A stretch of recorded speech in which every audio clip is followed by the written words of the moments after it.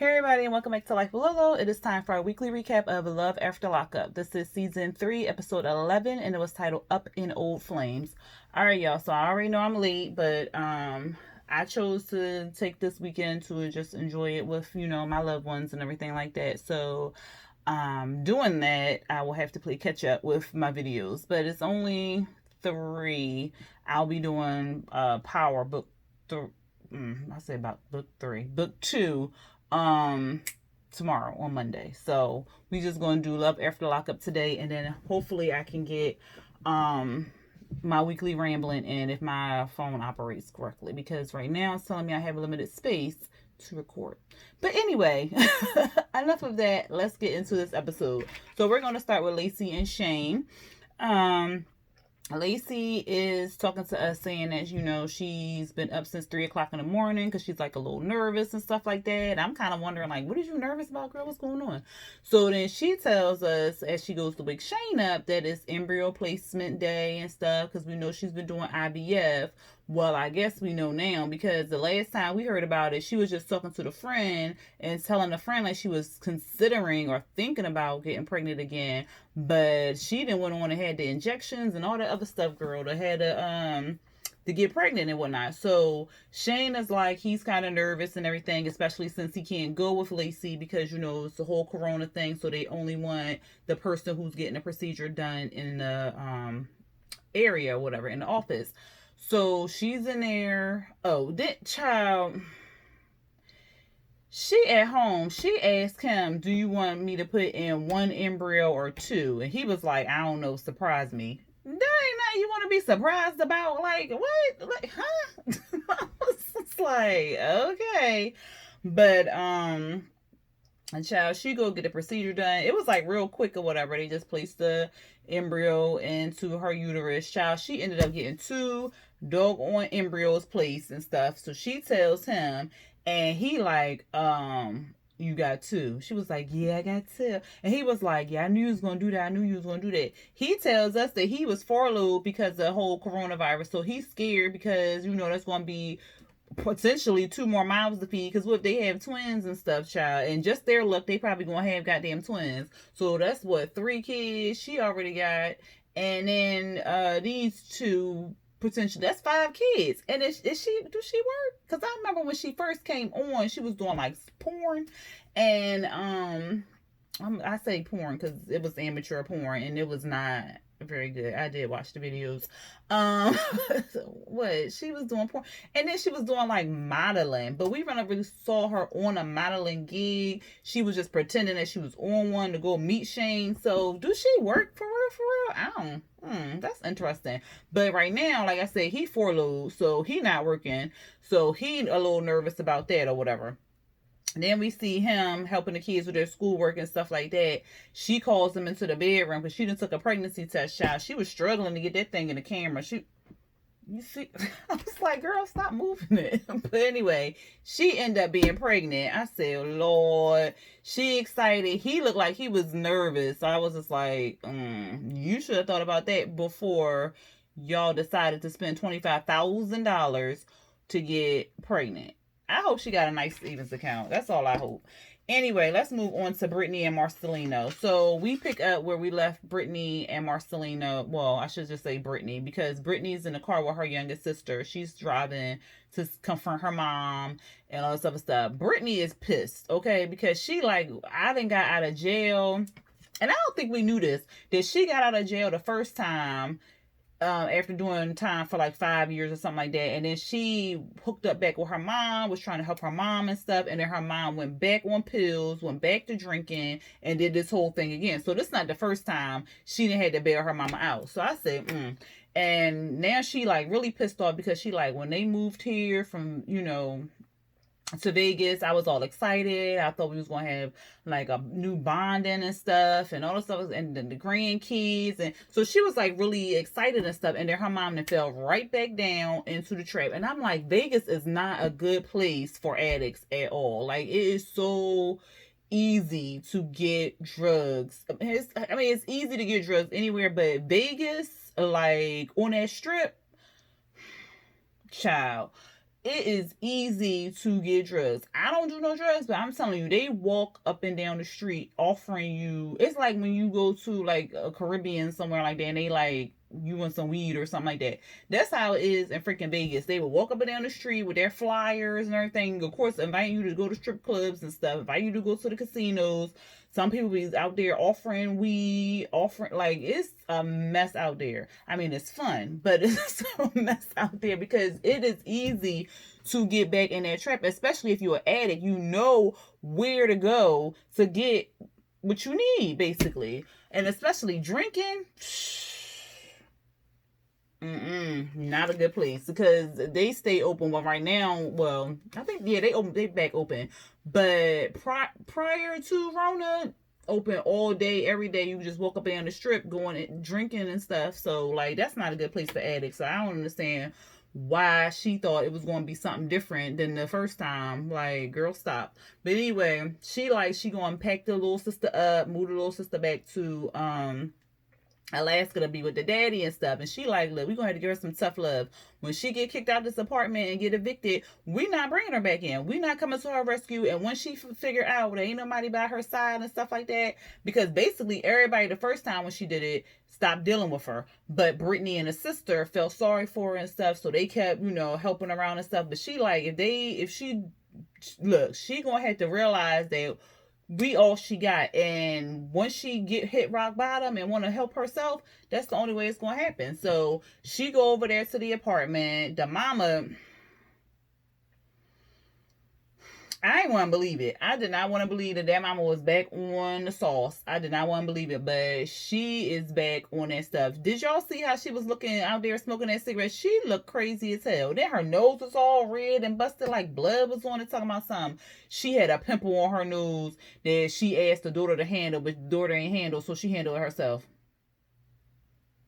Ma'am. So I was just like, She looked at a hot ass mess. Talking about she just woke up.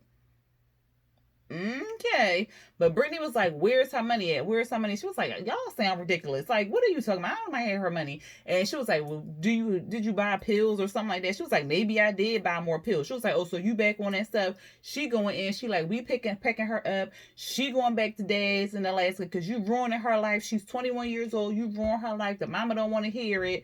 And I think she had got up and like rushed Brittany, but the next thing we know, it went off or whatever. So I don't know. It looked like we get another episode next week to see what went down between Brittany and the mama. I hope they ain't fight, because the youngest sister, the sister, she said when them two get into a room, it is war. So I hope they ain't fight. I hope she ain't fight her mama. But I mean, her mama needs some help. She needs some rehab, but she not gonna get it until she really wants to. So I'm just like, who we gonna talk about next, child? We gonna talk about Lamar and Andrea, child. And so they all outside. They waiting for Priscilla to come. Of course, Andrea doing the most because Tennyson hungry, and Priscilla doing God knows who. Child, what's she doing? They like, we wait for your sister to come, and what is she doing? Ain't she like 8, 9? Like, what is she doing? It's taking so long. But anyway. Maybe she was going to the bathroom. But anyway, she Tennyson like, well, we gotta wait for her. Let's just eat the food, pray and eat the food. She like, no, if you don't pray and you eat the food, then you gonna catch corona or something. I said, oh, girl, shut up. But Priscilla finally comes out. They start praying and stuff. And before she came out, Andrea was like, well, we need to talk about baptizing, Priscilla. And Lamar is like, baptizing her what? What you talking about, baptizing? She was like, with the blood of Jesus Christ, like, what you talking about? And he, of course, ain't, with it or whatever. So Priscilla come out, they bless the food, they eat. Child, why Tennyson busts out with, I smoke weed for the first time today? Nala was looking at him like... Lamar was like, you gonna finish the rest of the story? Like, you gonna tell her like, psych, gotcha. She like, what? You had him smoking weed? Oh my God. I knew that's why he was going, I knew that's what's going to happen when we come over here. Cause this area, the devil, he like, look, that ain't what happened. Like, guys, we stopped it and stuff like that. She going off, child. She end up throwing some vegetables. She talking about something. She's sick and sad and it's making her all the... I said, oh my gosh, she ended up throwing the vegetables at Lamar. I'm like, oh, you wasting good vegetables, child. And then she goes storming off. Before she stormed off, she gonna bum rushing the cameraman. So I get that camera out my face. They all looking like, just happened. Nala just kept shaking her head like, because then she kept calling D-Lo trash and, oh, he's garbage, he's trash, he's this. I was like, you talking about this man's brother, like, and he telling you like it didn't happen like that, it didn't go down, but you not listening because you all stuck in your head and stuff. And she like, that's why I want her to be baptized. And child, the next day, Lamar done slept on the couch. Nala get up. She like, you slept out here all night? He was like, yeah, I tossed and turned. And she was like, oh my goodness, so y'all still not talking? And he was like, no, whatever. He was like, what you doing up so early? She was like, just because you slept on the couch doesn't mean it's early. I was like, damn.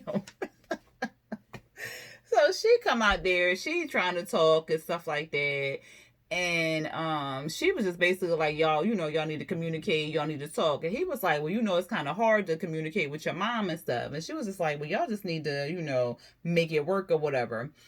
Andrea comes out the room and he like, hey baby, how you doing? She going in the kitchen, child. She cutting up some lemons and all that. Why they zoomed in on them lemons? I was just like, what's the purpose of that? But whatever. She making something in a blender or whatever. And he like, look, you need to trust that I got Tennyson back. And that's what Lamar was saying to Nala too. He was like, she need to trust that he gonna be okay and I'm gonna be okay with him because I'm like a father in his life or whatever like that. So she needs to trust that.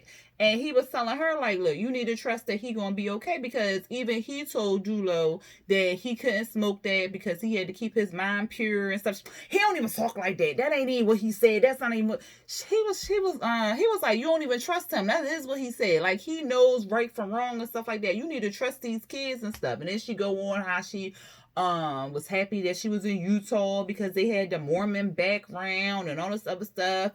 But yes, you don't believe that boy can speak up for himself and know right from wrong and say like, no, I'm good on that. Like, And then Lamar had to tell her like, look, I even told D-Lo like, don't be offering them no weed or him no weed or anything like that because that's not what we about and stuff. And she just wasn't listening. And then she was just like, look, it's too many temptations out here. I want Nala to be baptized and stuff. And then again, Lamar like, what? She was like, look, I talked to the church. The church said that Tennyson can baptize her because he's not a pastor or anything like that. He's about to go to on his mission and stuff. So he's in that position where he can baptize her and stuff. And she was like, they said that he can baptize her in a swimming pool. And he was like, a swimming pool? She was like, yeah, we could just bless the water, just let him go ahead and baptize her or whatever. So he was thinking about it. She was like, look, you don't have to be there. It will just make me feel better if she is baptized or whatever. So he thought about it. He was like, all right, you can go ahead and baptize her and stuff. Of course, Andrea is all excited and whatnot. And she's like, let's go tell the kids. And he was like, I ain't telling the kids. You go tell the kids. I'm going to go back to sleep. He's like, I'm getting to bed. Okay. If it appeases her and makes her feel better, because she said it will help her mentally and spiritually if Priscilla is baptized, I don't see what the issue is. Yes, it should ultimately be Priscilla's decision if she wants to get baptized or not. However, like, right now she's 8 years old. If it'll make Andrea feel better that the child is baptized, even though with or without baptism, you can still fall into temptation. We have seen it time and time again. So, but if it just makes her feel better, just go on and do it. And he was just like, look, she gonna be happy. I'm not fitting to argue with her no more. Let's just go and get the baby baptized. And then later on, if Priscilla decides she wants to continue in that faith to be a Mormon, or if she wants to be a Baptist or like Catholic, whatever she wants to be, she can make that decision on her own, and it won't really like hurt anything or anything like that. So, because I know a lot of people who have been baptized and then they grew up to be atheists. I know a lot of people who've been baptized and they continue that religion that they were as children, or they switch religions or whatever. So it really let the child get baptized. And I was happy that he appeased her, child, so she can shut the hell up. But anyway, so I guess next episode we probably gonna see that. Who we gonna talk about next? Let's talk about Angela and Tony. Because again, it really wasn't a lot. Poor Tommy. Let's just say poor Tommy. Poor Tommy. Tommy show up with a gift. It said to Angela and Tony, child. And it was like some little wedding gift. And it was like, it looked like it was a lamp or something that he made or crafted for her and stuff. She liked it. I didn't really get it, but whatever. She liked it. I love it. He was saying like he already knew that Tony was going to play her, but he had to let her go through the motions and stuff like that. And he's like, well, how you doing and stuff? And she was like, well, I'm lonely. You know, I need somebody in my life and stuff. And he was like, okay. Because you know Tommy in love with Angela. So she busts out with, well, you remember Ross, right? Remember I was talking about Ross? I was like, oh, poor Tommy. He was like, yeah. And so she was like, well, I got a video date with him tonight or whatever. And, child, he was like, well, what he go to jail for? She was like, oh, possession of a firearm. He wasn't nothing too big. He all right. And he was like, what you know about him? Like, what's going on? She was like, well, we was best friends and while he was in prison and stuff. And he was like, well, why you just ain't go with him? Why you had to go with Tony and stuff? And then she like, well, something that she fell into the trap or something like that. And he was like, well, I don't get it. Like, how does spark just go away? Like, this just seems like it's fake. You know, Tommy be cracking me up. And he was like, I just feel like he was cheating. And she was like, no, it wasn't cheating because, what she say? We wasn't in like no sexual relationship or nothing like that. And, he was... Here go Tommy. Damn, I'm just gonna have to go to jail. She was like, what? Because you think if you go to jail, you're gonna have a better chance of dating me.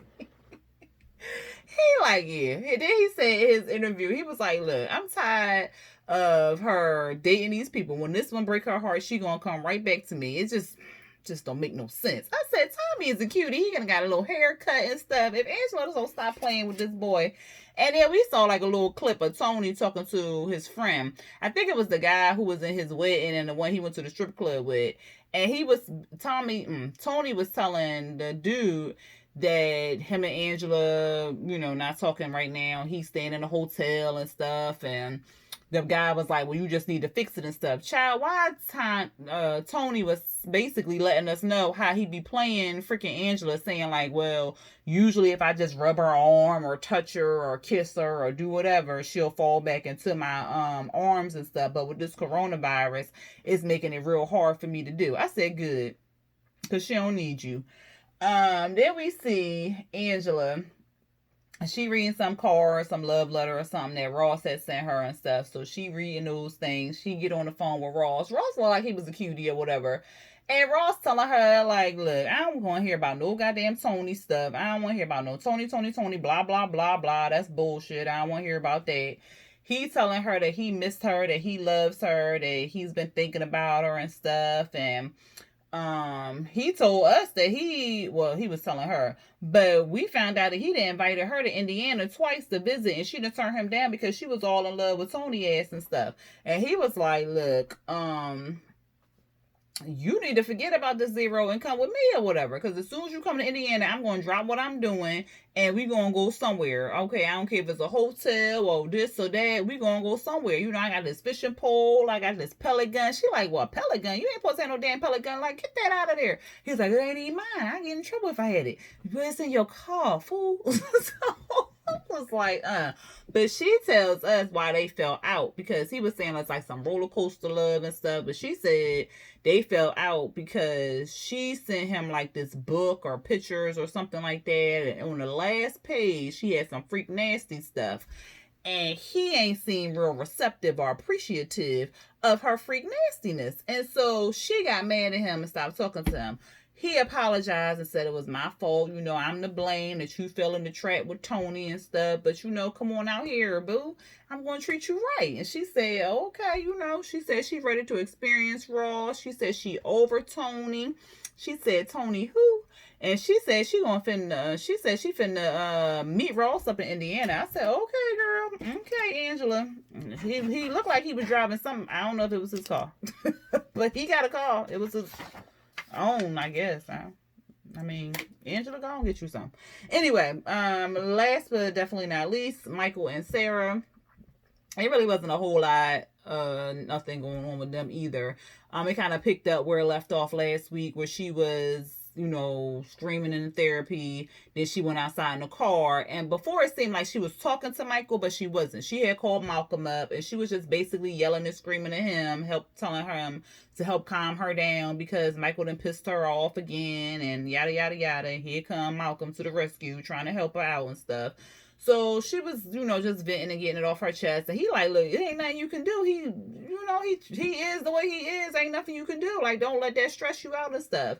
And so she was like, you right. That's why I called you and stuff. The producers come out, ask her, is she okay? She go and screaming again. Then she go in her therapist's office again. She's screaming again. Fuck him. He ain't shit. Like, yada, yada, yada. I'm like, girl, but you yelling about stuff you already knew. I just don't feel bad for her. So then it's party time. They setting up the stuff, her and Malcolm. Emmy comes in there, and Emmy's like, well, is Michael coming to the party? And she was like, I don't know. I haven't heard from him. He hasn't talked to me. He was supposed to come up here in a couple days before and everything like that so he can meet Malcolm. But, I haven't heard from him. So, it is what it is. Child, why he called? So he called while she talking to Emmy and them. This fool asking for directions to the party. The party started at 2:00 or 2:30, something like that. She like, yeah, 4 minutes before the party, you asking for directions. Like, you supposed to be up here days before and stuff. He was like, wow, something came up and stuff. No, what came up? Because what we last saw, you was up there chilling with your mama and them. So what came up? But anyway, she gave him the directions and stuff. They like, The party guests coming, Malcolm meeting all the family and stuff like that. What was it? Her dad? It was somebody. Because she was like, Malcolm, this is, I think it was her dad. I want to say it was her dad or her uncle or something like that. The man was just like, yeah. Like, he done seen too many men. He looked like he was not interested in meeting Malcolm. I was like, But anyway, I guess they told her that Michael had pulled up or whatever. So she going out there to meet him in the parking lot. Emmy was like, if I was him, I really wouldn't want to come in here because it's all her family. They don't like him. So, I mean, I saw her point, but then again, it's for the kids. So like, F what they care about or whatever like that. As long as they don't start no problems, and we all good. And as long as he paying attention to them children. So she go out there. She like, well, what happened? Why you just now coming up here? You ain't communicating and stuff. And he was like, yo, okay, I understand that. I should have communicated, but it's about the girls and stuff. I just want to spend time with the girls or whatever.